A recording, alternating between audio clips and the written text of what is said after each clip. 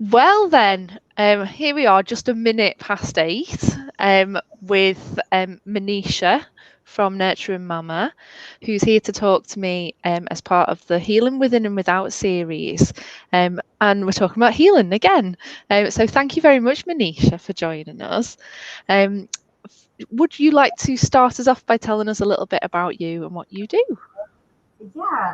So I am Manisha, as Cheryl said, and I support mums during their pregnancy, birth, and afterwards. I'm a mum of 3 boys myself, and it was through my own experiences that I found the lack of support that mums get during this period. So that's why I decided to work in this field. So I'm a trained antenatal and hypnobirthing teacher, and also a birth and postnatal doula. And I'm currently trained to be a counsellor because that's my kind of my focus is very much on the emotional and mental well-being of mums during pregnancy and afterwards. So that's what I really focus on, helping them to manage their anxieties before and after. Yeah. Oh, fantastic. Sorry, I'm smiling because the door randomly opened like I had a ghost, but it was the cat coming in. The cat wanted to come and join. Thank you so much. And it's really lovely having a fellow doula. And I think most of us who end up in this, in fact, I don't think I've met anybody who it's not been the case for. It's usually our own experiences that have led us to this role. I have met people that's not been the case for, but I think a big proportion are coming from the background of having needs that haven't been met, and then going into it trying to meet the needs that weren't met before. So, what's your favourite part of what you do? My favourite part actually is the postnatal stuff, which Yeah. was a bit of a shock to me because when I trained, it was very much about the birth that I really wanted to do. And I wanted to really help parents feel empowered during that experience and safe, and help them to have a more positive experience. But when I actually started working with mums, I found it was the bit afterwards, and I think maybe because of my own experiences when I struggled after my third, and also the real lack of support. Not just, I think a lot of the times when midwives and health visitors come and see the mum, it's usually just about baby, and the mum tends to be bottom. And also a lot of struggle about talking about mental health and things like that. So the feeling of leaving somebody's home, going in, like today I had one of my clients, and I go in and they're exhausted and they've probably not slept properly at night, they've been up, and and then leaving with them having a smile on their face because they managed to get a nap in or just some time out without having baby on them constantly.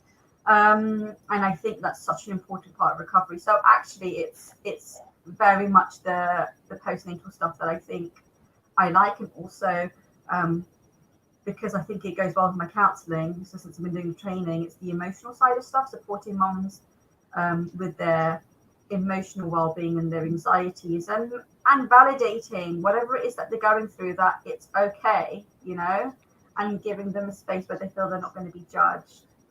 Yeah, I think it's quite special when it comes from somebody who genuinely understands how you feel. I'll just say hello to Angela, who's watching, and she says hello, fellow doulas.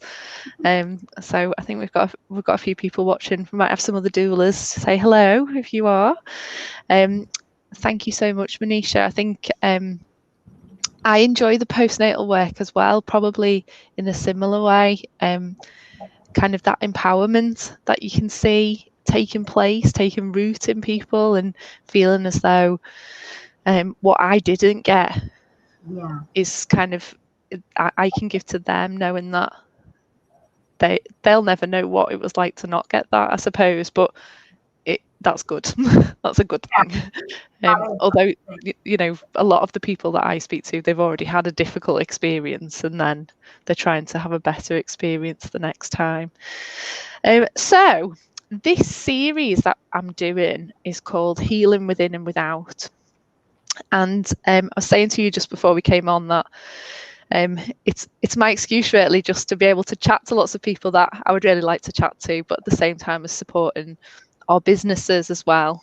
Because when you work for yourself, it's all about the time, isn't it? And you can't fit everything in and around your kids and your family and everything. So this just makes it interesting that we've got a focal point that we're talking about healing, because I think the work that we do is very sorry, I've got a cat in a box. Say hello, Scruff. Is that what you want to do? It's not talking to me. As well, so I get that they're always wanting. Oh, they've got to be wherever I am. It's like I haven't got the kids with me this weekend, but I've got the cats trying to get in my pocket instead. So yes, where was I? So I've called the series Healing Within and Without, and I'd just like to know what that means to you. I think for me, it's very much about making sure we are healing emotionally as well as physically. And I think it's important to make sure you have a support network and people around you to be able to heal from within. Because sorry, the cat's opened the door again. Oh my word. Sorry, it was just making me laugh because it looks so funny, the door randomly opening. Sorry. No, that's okay. So I think it's very much about internally healing and making sure that I think it's very common for mums to constantly say, baby's okay, I'm okay. And even, okay, I'm eating fine, it's fine, I'm sleeping okay, so I'm all right. But it's about getting further deeper within themselves to allow themselves to heal from within, because when you go through pregnancy and you go through birth, there are so many changes that are happening in such a short period of time. I think we need to give mums that same amount of time to recover. Yeah. And I think we're up against a lot in terms of society anyway, aren't we? Because the focus is a lot on the physical and what we can see and what we can prove. And it's very difficult to have a holistic well, it's not difficult to have a holistic outlook. I mean, we that's what we have, but I think that in society it's very split, isn't it, between what can be cured and what should be healed and what doesn't need to be healed and what we don't need to spend time on, and understanding that we do have to spend time on that healing inside us as well as what we can see on the outside is a bit of a learning curve for some of us. I think when we've been through pregnancy and birth, it's often our first introduction to that oh right, okay, this is a big deal. Yeah, I think it comes as a bit of a shock to a lot of parents because they don't expect the changes and they don't. I think for me as well, I changed so much myself when I became a mother. That's what I wasn't expecting, how much of me would change. And I think just kind of having the time to process that is really, really important. Yeah, absolutely. I don't know about you, and this is a bit off tangent, but I'm a mother of boys as well. So I've got 2 boys and 2 male cats as well. Yes, surround myself with them. And I think, I mean, not that that's necessarily relevant, but I think when you're parenting, your whole outlook changes and you start to think about the world that you live in, not for you, but for them. And so the healing journey, actually, I think sometimes when we're talking about the without as well, we're healing ourselves and we're doing that work inside us because we want the world to be better for our children. We want our children to not have the difficulties that we've had and have to learn the lessons in the hard way that we have. and for them to not face these very real challenges that we see in the world that become very obvious when we become parents, but we didn't even notice before. And I think when you've got boys and you start to notice that actually, you know, the gender stereotyping is a big deal when you've got boys, and you didn't think before you had boys that it would be, that would be an issue. You'd think it'd be more of an issue if you had a girl, but actually it's massive. And I don't know, have you found that? I'm just interested because you're a mother of boys as well. Yeah, I think especially when they're going through certain things, because there is this very much, if it's a boy, you've just got to hide whatever it is that you're really feeling. And I'm really trying to not do that with my boys, and to kind of get them to accept whatever is going on within them. But it is hard. It is hard, I think, because I think when you have girls, you kind of expect a lot, and you talk about feelings and you talk about your emotions. And I think with boys, we don't tend to do that as much in society. Yeah. So it is tough. It doesn't, it feels like you're being very away from the mainstream when you're having those conversations and you're saying, like, my 5-year-old said to me the other day, boys don't cry. And I was like, what? What is this? What are you talking about? Like, I've never ever said that to you. Yeah, that's the thing. They will pick things up from so many different places, and you don't know what they're absorbing either. I think my 7-year-old is going through a very tricky phase where he is showing a lot of emotion, and I'm trying to get him to accept that, first of all, it's okay, and it's not something that he should be ashamed of, but rather something that he just needs to learn to manage and process, and kind of be okay to talk about, because that's the last thing you want to do, is make them feel like they can't talk to you when they're struggling. And I think that sometimes what happens with boys, they feel like they've just got to hide it, because they shouldn't be crying, and they shouldn't be emotional. But and the only reason that idea even exists is because that's what society perpetuates, that's what it's supposed to be. So yeah, it's fighting against the tide sometimes, but definitely a fight worth fighting, because when we come on to talk about how we're going to heal the world, then that becomes even more relevant, doesn't it? So can you tell us a little bit about why healing is important to you? So have you had, and you mentioned about your postnatal health from your, was it your third birth? And that might be what you want to talk about, or you might want to talk about something else. Have you had your own personal healing journey of some description? Yeah, so I guess, although the symptoms really showed up after my third, I think they were there from my first, because we've struggled to have kids for about, I think we were trying for about 4 years. And it was a tough journey. And then when I did get pregnant, it was like my miracle baby. And I just put all of my energy and my effort and my time onto this little miracle baby of mine that I absolutely love and adored. But I completely neglected myself, like totally, you know. If it wasn't about him, then it wasn't important to me, because I was just so grateful. And then my second came, which was a bit of a whoa, like, okay, we were grateful to have one, now I've got two. And it kind of, I just got into this habit of not thinking about myself. And then I found, when I recap now, and I think after I started healing and I started kind of recovering from all of that, I kind of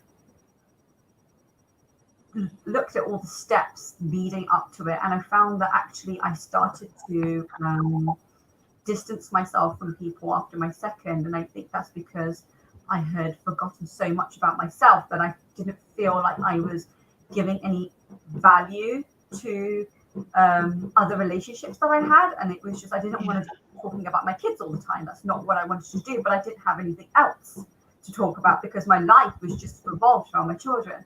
And then my third came, so there's only 2 years between my kids. So it kind of meant that I didn't really recover after each one of those. And I had a really tough time with my second because he had cow's milk protein intolerance. So the first year of his life was just so stressful and exhausting, trying to, get him to have some sort of milk.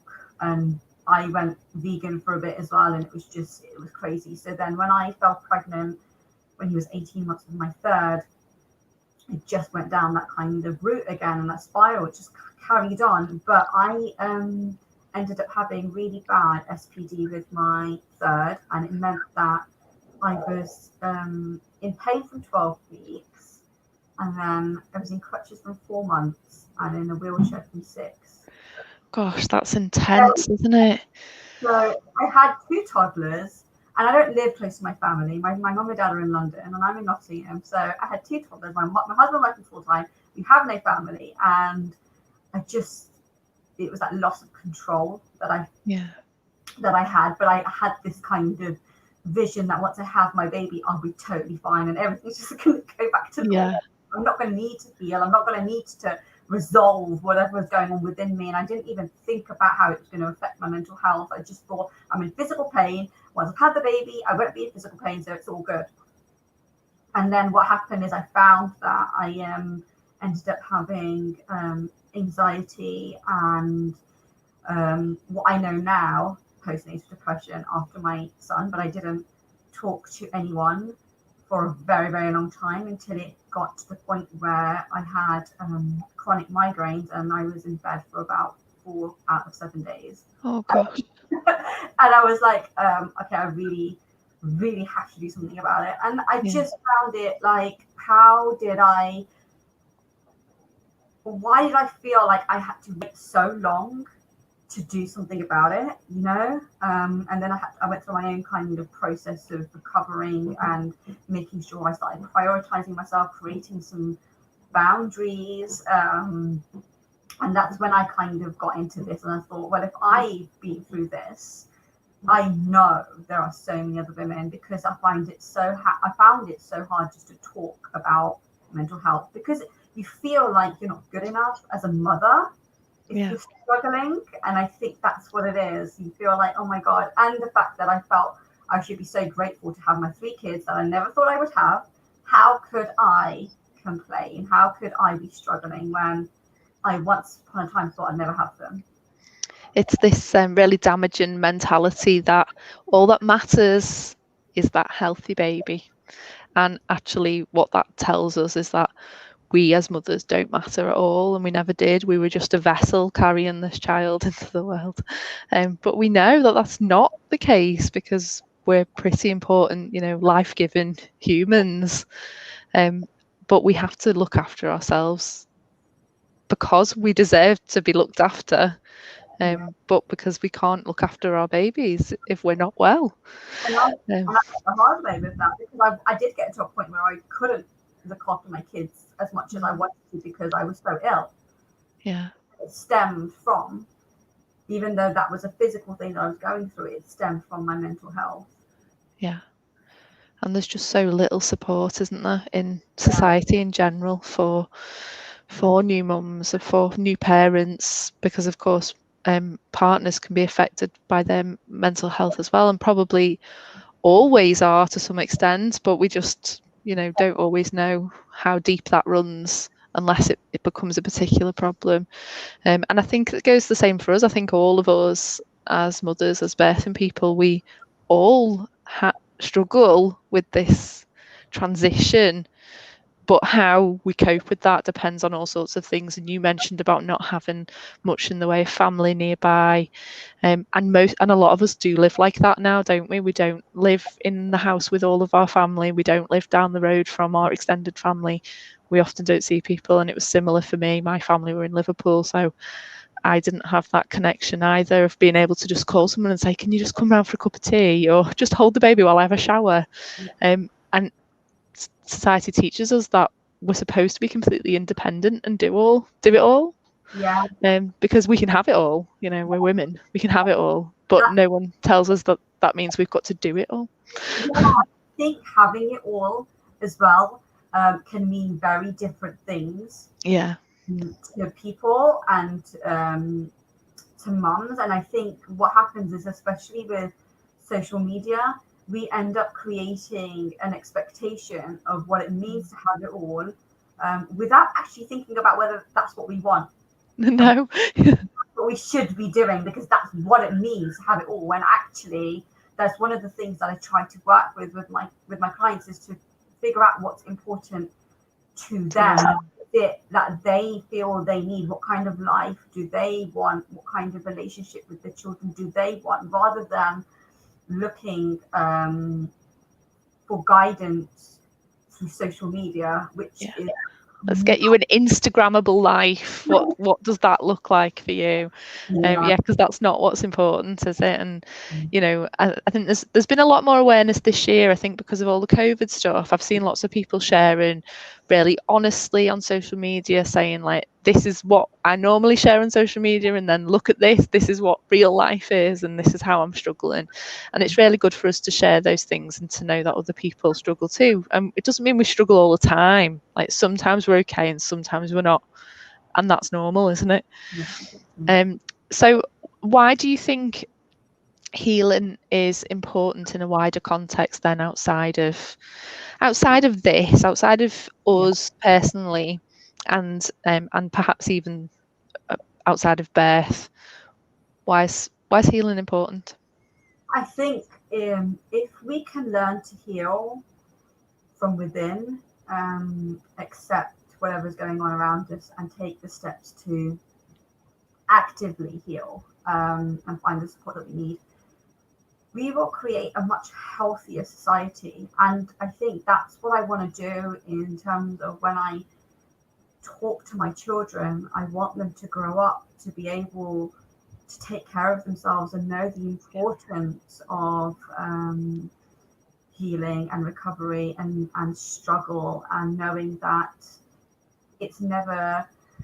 there's never kind of a place where nothing can be done. There's always something that can be done, and it's just helping to create that society where we have people who are healthy mentally, emotionally, and physically.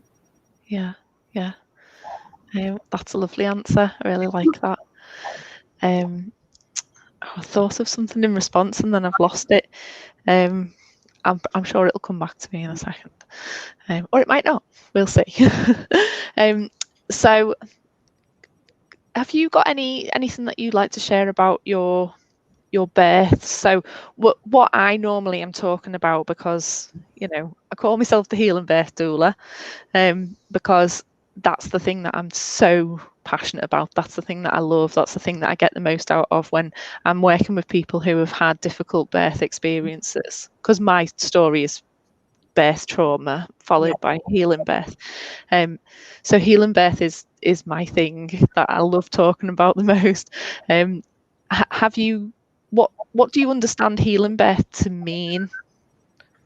I think because I had, for my first birth, that was pretty tough for me. I was induced and I was in agony because I think what happened, that he was pretty much ready to come, and the pessary just made things a lot quicker, which put a lot of intense sensations on my body.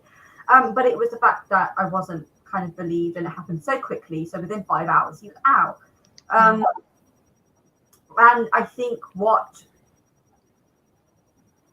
we don't tend to talk about is processing that trauma.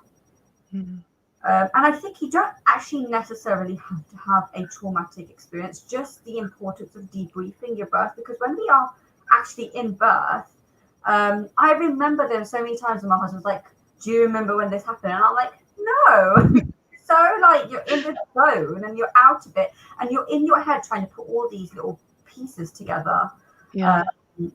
And I think it's important, especially when you're then straight away looking after a newborn and breastfeeding and exhausted, it's important to take the time out to actually heal from whatever kind of birth you had, whether that was a traumatic birth, whether that was an empowering birth, because it is an incredible, intense experience that our body has gone through. And if we ever went through anything like that, we would be expected to go back and manage that and, acknowledge what's happened, Yeah.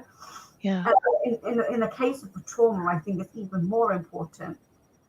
And we don't, I think, as a society, we talk about the importance of that. So if we ever had any other kind of traumatic experience, whether it was an accident or something happened, an incident or anything, we would be asked to maybe see somebody to go through and process that. Even because the thing is with trauma, it can come like 6 months later or a year later, it can come back to you, And I know now, like, obviously PTSD is actually very common. And I was reading something because I'm doing some studying on anxiety, and I think 1 in 3 out of traumatic events do turn into PTSD. And I'm thinking the number of traumatic births that we have, can you imagine how many of these women are suffering with PTSD but they don't even know it? Oh yeah. A lot. Yes, exactly. And I think that's why it's so important to, whether you think you've had a traumatic birth or not, or whether you think you're okay or not, we need to actively create space and time for a mum to process and debrief and just go through in her own head, whether it's just to validate what's happened. Yeah. The whole experience. I don't know if you find this as well. Do you teach hypnobirthing as well, Manisha? Yeah.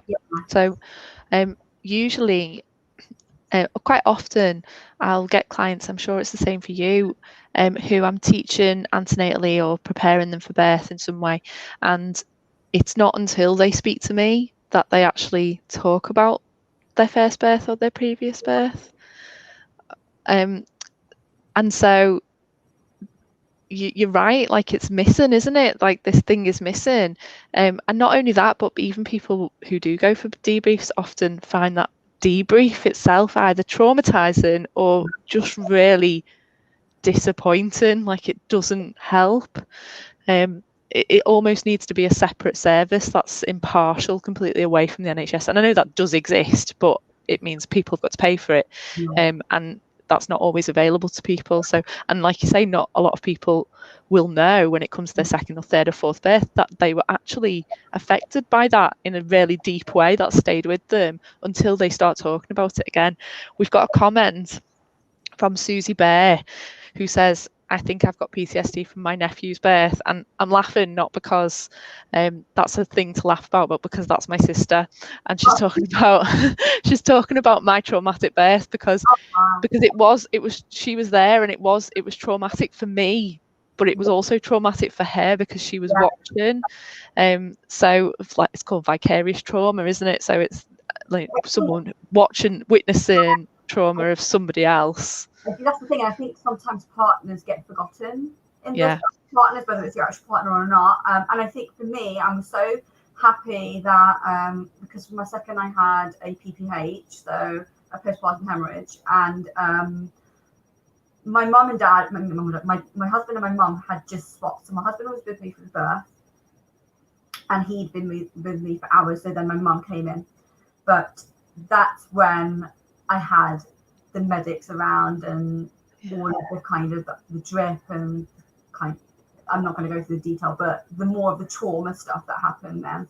And I think my mum was more able to handle it because she's seen that kind of stuff before and she understands it a little bit more. But even for her, I know it was really tough for her to watch, but I think it would have been even more difficult for my husband to have seen me like that. And even my mum said that I'm so glad that it was me with you and not him, because it would have affected him. And I think that gets really forgotten because especially, and that's why I do like teaching the hypnobirthing, because I try to coach the partners to be able to support mums in a way where they feel like they're useful, because that's the thing with partners, they don't always know what to do, and they're seeing their partner struggling or looking like they're in pain, or and they feel helpless, and that feeling is the basis of trauma, really. It's that helplessness, that out of control, that I can't do anything to make this stop type of feeling. So I do think that's really important to also acknowledge that partners need to be part of that process and kind of talk about, because you do get a lot of people saying, well, I didn't go through it, so I'm okay. It's just that thing that we do, isn't it? I didn't go through it, it wasn't me there, so I'm okay. But actually, if we give them the space to say, no, I found that tough, I found that difficult, then it would allow them to heal as well. Because trauma's not a competition, and someone else's trauma doesn't take away from your trauma either. So you can both be traumatized by something, by the same experience or similar experience, and both traumas are valid even though they're the same. So even though they're different, I mean, it's a massive subject, isn't it? And definitely something that's part of the work that we both do, I think, because when people are wanting to heal from a previous birth, often it's those feelings, those leftover feelings of trauma that they are trying to resolve. They're trying to make it different this time, even if it's in a small way. So last time I didn't get skin to skin, and this time I just really want skin to skin. And they might not be traumatized per se, but they need that bit of control back, and that's the bit that helps to heal them. I think that's where it is the feeling out of control, because I think that's where my kind of trauma came from. Was I felt that something was happening to me. I felt like I was completely out of control. I had no choice. I didn't know what was happening. Nobody was talking to me about what was going on. I just felt like, although it was happening within me, I somehow wasn't important, and I couldn't do anything. And I think that's what it is, the feeling of being out of control, that I think a lot of times the trauma kind of comes in. And with the hypnobirthing, I try to kind of focus on them being able to control their breathing and things like that, because then at least, and I try to say to them, you can't control everything that's going to happen in the birthing room, but you can control your breathing. You can focus on those things to help you to feel more in control, And of course, a lot of people make the assumption that they can't control anything, but actually when they learn from hypnobirthing, it's that they can control an awful lot. And even just taking the step to prepare for your birth is you controlling that experience. And I think for both of us, if we'd have had that knowledge before, our experiences would have been very different. My sister's experience would have been very different. And my healing has been different because I've gone on to now doula and teach hypnobirthing myself. My poor sister hasn't, so I have to try and help her come to terms with it by talking about what I've learned and why I know that birth can be different. And so she's kind of learning from following what I'm doing, but not everybody even recognizes that it's there to begin with, so it's hard to do anything about it, isn't it? That's the thing. So let's move on. We could just talk all night, couldn't we? I think. Let's make sure I've asked you the questions I'm supposed to ask you. Is there anything that you wish you'd known about yourself, or about birth, or about babies before you had your own? We've mentioned a couple of things just then. Hypnobirthing, probably. That would have been nice. I think the main thing would have been understanding how my body worked. Would have been, because it won't come as so much of a shock to you, and you can make sense of the things that you're feeling. And also for me, it was I wish I knew my choices and my rights. Because I was induced, and actually I think I could have gone without being induced, because I was induced due to gestational diabetes. I was induced at 38 weeks. I could have waited. I could have asked for more monitoring, and I could have waited for a couple of weeks. But I think if you don't do your research and you don't, and I think I thought what a lot of women, like a lot of parents think, is what will be will be. It's a very natural thing, so I'll just see what happens. And I didn't think I could prepare for it, and I wish I could just go back to myself and say, I was reading so many parenting books like crazy. I wish I had just done the same and took the same effort on learning about birth and how it works. Yeah. My husband could just support me, although he was amazing. But I think even he felt so out of his depth, and he was just looking to the midwife for guidance. But I definitely would have wished I knew about physiology, about hypnobirthing, and how important just things like breathing and releasing that inner fear and tension, the whole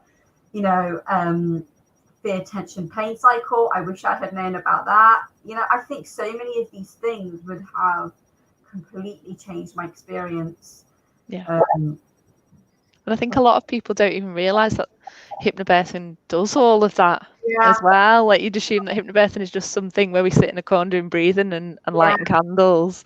But hypnobirthing is about choices. It is about ownership of your body. It's about control. It's about learning physiology and anatomy. And all of that together is so powerful. And I think when you know all of that and you can go ahead and have a birth that you feel in control of, what you learn then about yourself is that you are a warrior. Look what I can do. Look what I've been created to do. And why did no one ever tell me this my whole life, that I'm this powerful? And then it makes you into a bit more of a feminist. Would you agree?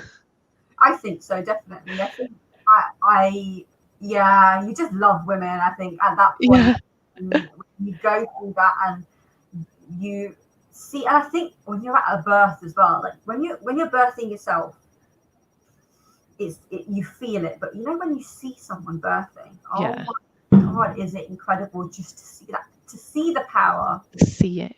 Yeah. I know, and I think that is absolutely incredible. And I think a lot of partners also see how amazing their partners are for birthing, because they see the power as well. So it's just about being able to give them the opportunity to have that experience, I think. Yeah. What I notice as well is that not only the power is there and is almost tangible in the birthing space when someone is empowered, but also that mix with vulnerability, that power and vulnerability like together, and you just don't imagine that that's a thing, do you? You don't think, how can you be powerful and vulnerable at the same time? But you understand completely why people can get caught up in the system and have the be taken advantage of and have the decisions made for them in those moments where they're completely laid bare. They're like sometimes literally and metaphorically laid bare and open and in their most basic form of human, completely vulnerable, but at their most incredibly powerful, but only if they're allowed to be. Someone can come in at that moment and say, you can't do this, and they'll go, oh no, I can't. And that's why holding space for somebody as a doula is so important, to be able to keep that power in the room, that vulnerability and power mixed together, and it be okay for that to happen. Yeah, so I went a bit off on one then. I just felt a bit excited by that idea. It is. It's amazing. Incredible. So, okay, I've got a big question for you next. I don't know if you've thought about this one already. I think we've come up with some good ideas already, though. If you could forge a master plan, Manisha, to heal the world, what actions are you going to take? What are you going to do? How are we going to heal the world? I think this is a really, really tough question.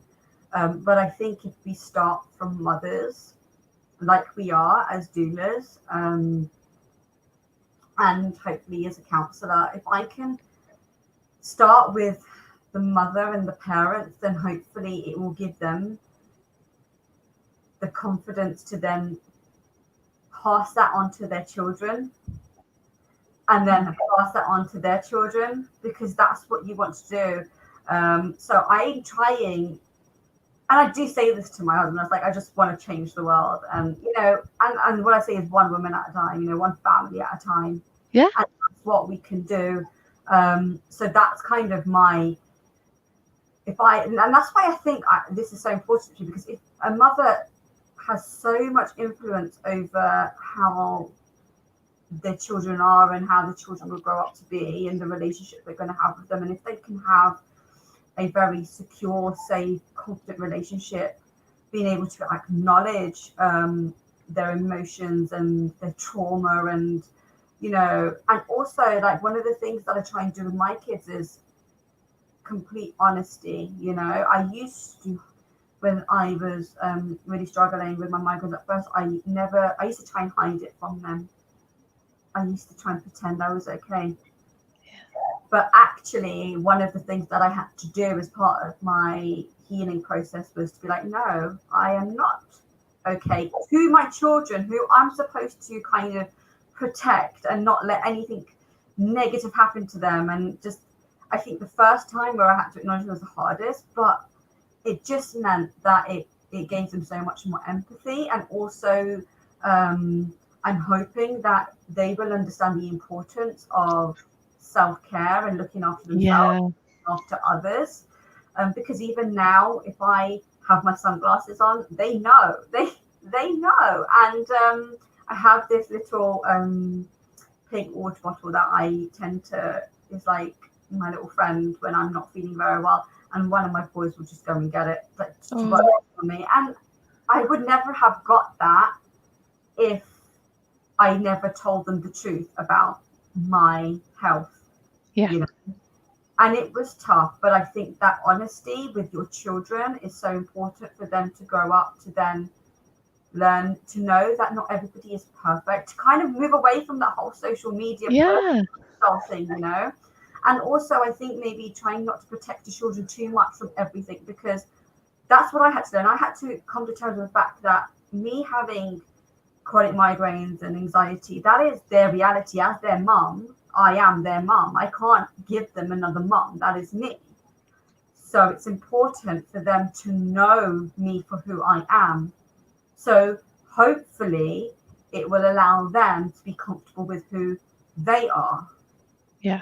That's why I think it's so important, starting from the mum, because then they can help, if they have the tools to heal and to acknowledge and to accept, they can pass that to their children and hopefully change the world one family at a time.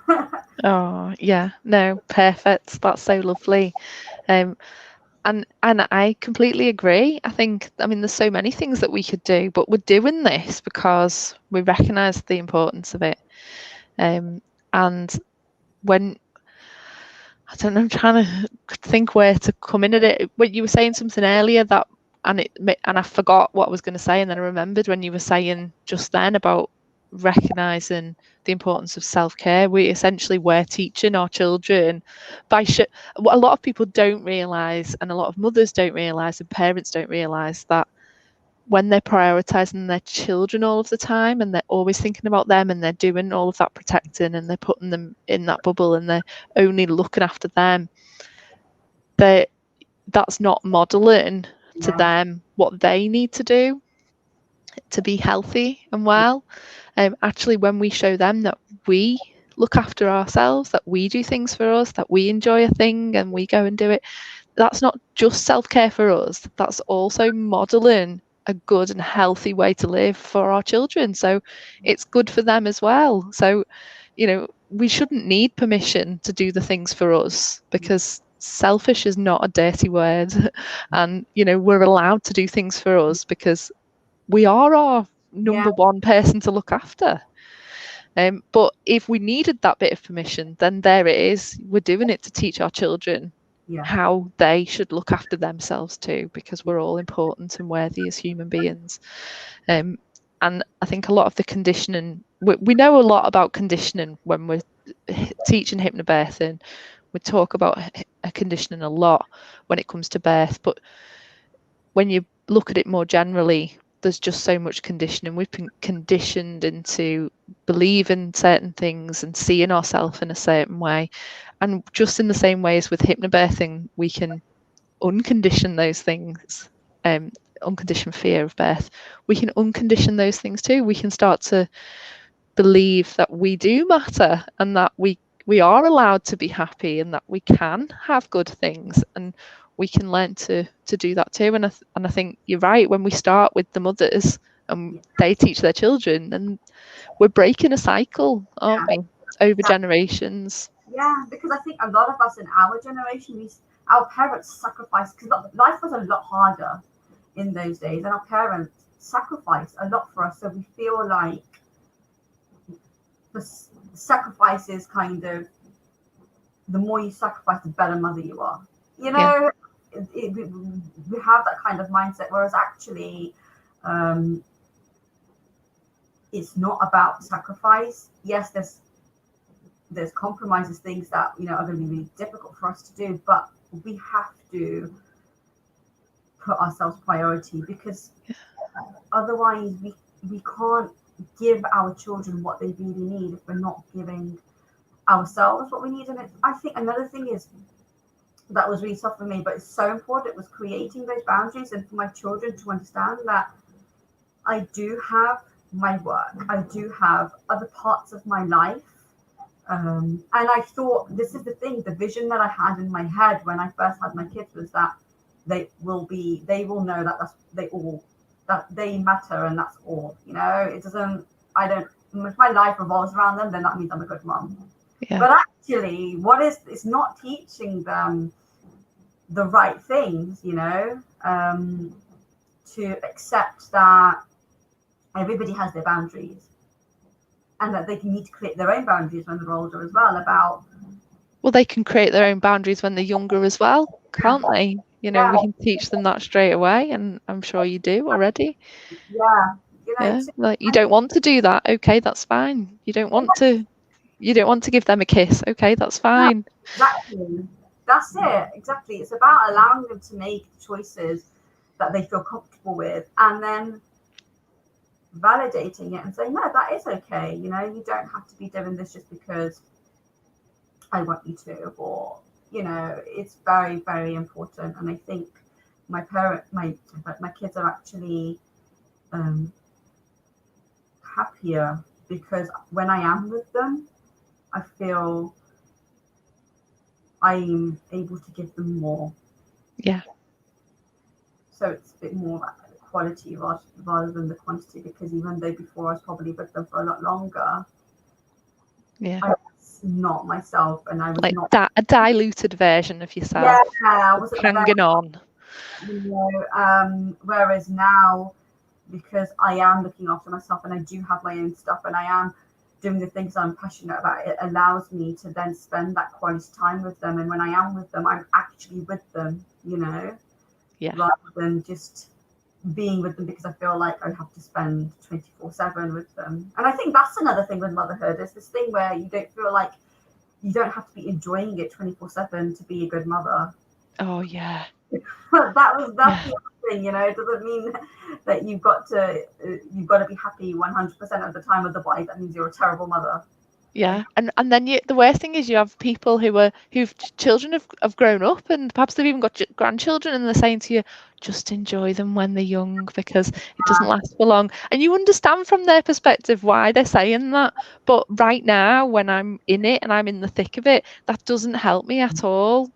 Because how can I enjoy it when I haven't slept for 3 months or whatever? How can I enjoy it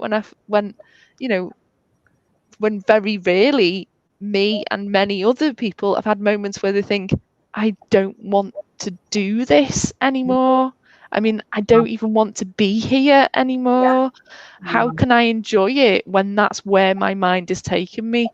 And I think those very real conversations need to happen, where we're saying, you don't have to. You don't have to enjoy it all the time, because it's hard work. But it's okay to ask for help as well, and to have that help so that you do feel rested and you can have moments of enjoyment in and amongst the chaos. Yeah. Because it doesn't change, it carries on. it does change. That's the point. Yeah. It changes. It just doesn't get easier. It No. just gets different Yeah. along the way.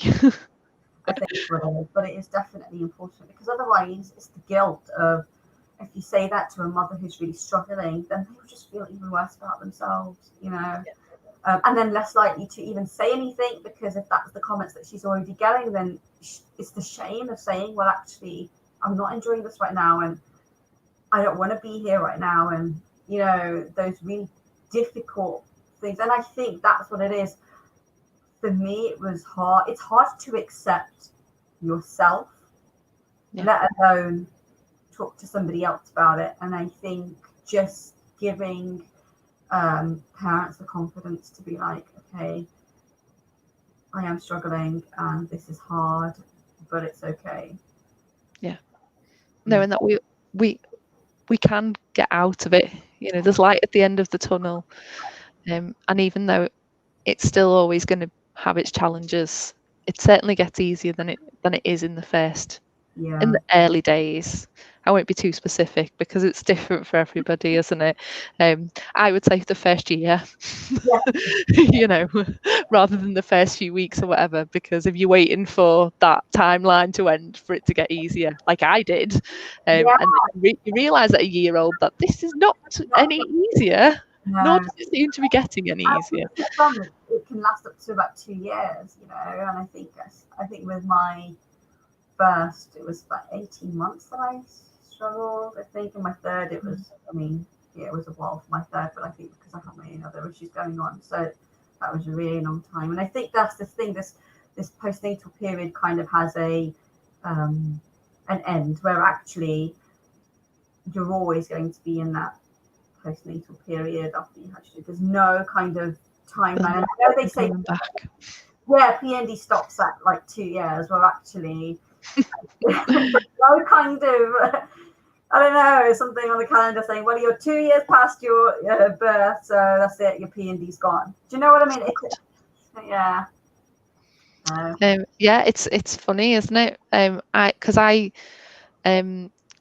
also chair the Maternity Voices Partnership, and I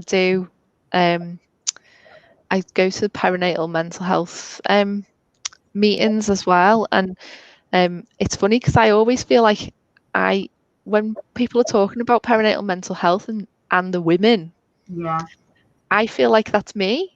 And like my youngest is 4, and I'm like, yeah, but I still feel like I'm in the perinatal period. Like I really do. Like I don't feel like that's ended for me. I think because I'm still breastfeeding as well, like it extends that period out. Plus the mental health challenges from having traumatic birth, it extends that period out. And I mean, I wasn't even diagnosed with postnatal depression until my eldest was 5. This was last year when he turned 5. My psychiatrist said, so I think it sounds like antenatal depression and postnatal depression. And I was like, you what now? Because no one had ever given me that diagnosis before then.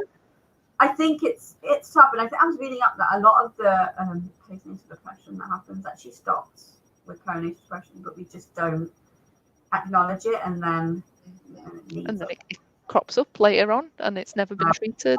Or when it comes to birth trauma, because I was so obsessed with my birth trauma, so I sought the help for my birth trauma. And what often happens is the other way around, where people get help for the postnatal depression side of things and not the birth trauma because they don't know that they're two separate things. And I knew it was a separate thing because I knew I wasn't depressed. Like it didn't feel like that to me. That wasn't the overriding thing, even though the postnatal depression's kicked in later on. But there wasn't enough information out there, and a lot of people get treated for postnatal depression instead of trauma, and it's different. So yeah, very difficult when people don't know, and if you don't know, you can't ask for the help that you need. So that's why it's so important to have these conversations that people can access and go, oh right, that sounds a bit like me, and maybe I should speak to somebody about that, because it just makes it more normal.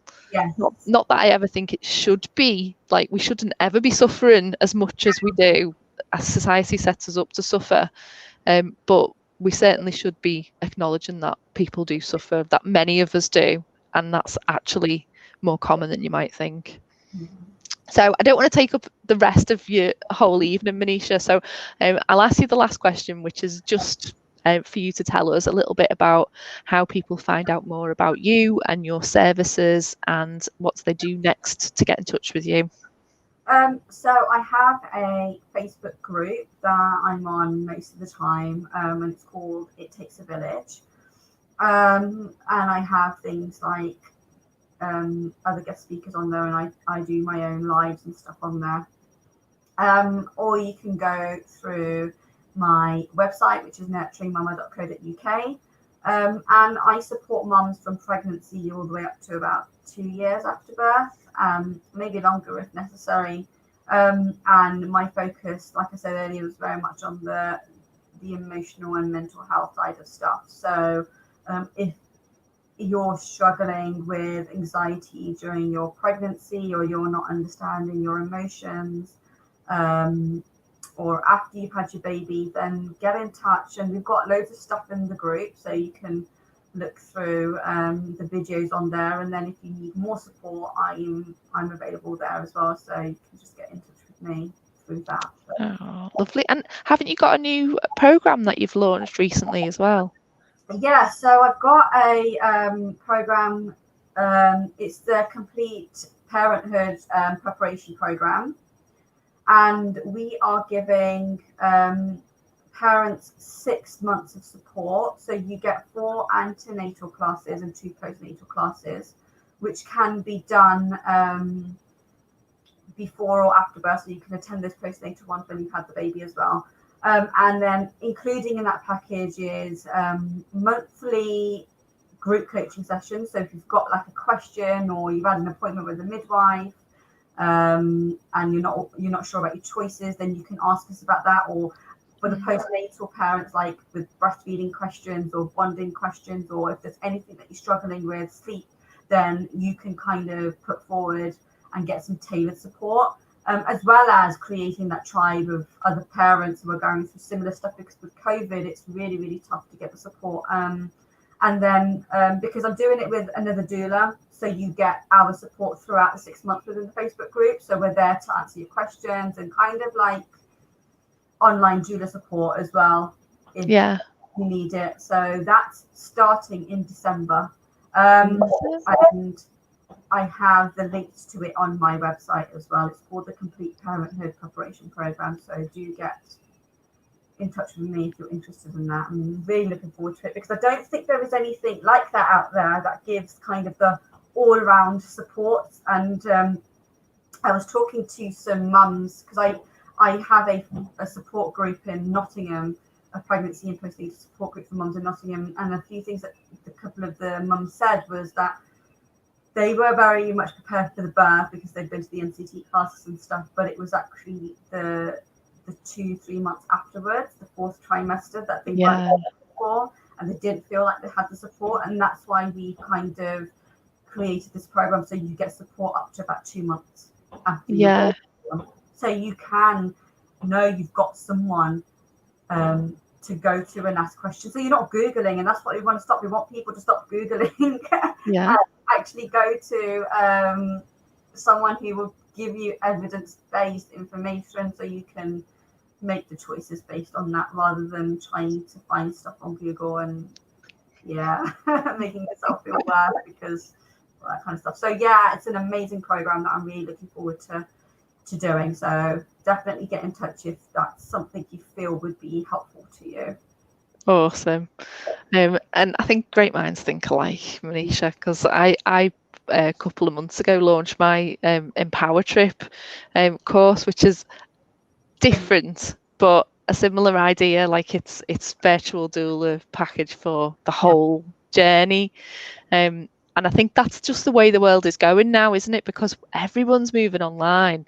So we're just like, how do you get the best value out of your online work? And often for us, that means working with people a longer time, doesn't it? Like, let's see you through this journey.